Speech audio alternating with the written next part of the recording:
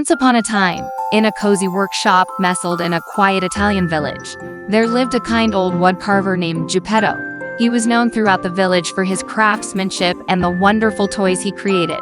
One crisp winter's night, as Geppetto was finishing his latest masterpiece, a mischievous thought crossed his mind. He decided to create a wooden puppet, unlike any he had ever made before. This puppet would be special.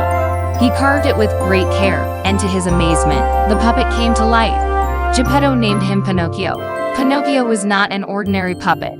He had a wooden head and a body, but his heart and soul were as real as any child's. Geppetto loved him like a son, and Pinocchio loved Geppetto like a father.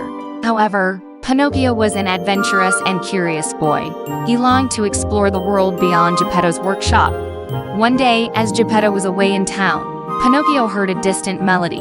The enchanting tune beckoned him, and he couldn't resist its call. With a mischievous grin, Pinocchio sneaked out of the workshop and followed the melody through the moonlit streets of the village. The melody led him to a carnival filled with dazzling lights, lively music, and the promise of endless fun. Pinocchio danced with marionettes, tasted cotton candy, and rode on colorful carousels. He was having the time of his life. But as the night wore on, he realized that he had lost track of time and couldn't find his way home. Worried and scared, Pinocchio tried to find his way back to Geppetto's workshop, but the carnival had disappeared, leaving him all alone in the dark woods. As tears welled up in Pinocchio's eyes, a gentle glow appeared in the distance. It was the soft light of the blue fairy, a magical and kind-hearted spirit. "Why are you crying, dear Pinocchio?" she asked. "I want to go back to Geppetto, but I'm lost," Pinocchio sobbed. The blue fairy, touched by Pinocchio's sincerity, used her magic to guide him safely back to Geppetto's workshop. Pinocchio promised to be a good boy and never wander off again. Over time, Pinocchio learned valuable lessons about honesty, kindness, and the importance of family. He became a real boy, with a heart full of love for Geppetto.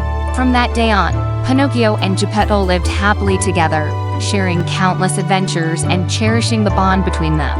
Pinocchio had discovered that the greatest adventure of all was the love and warmth of a family who cared for him, and he wouldn't trade it for anything in the world. And so, the story of Pinocchio reminds us that even the most curious and adventurous souls can find their way home and learn to be good, with a little help from the magic of love and kindness.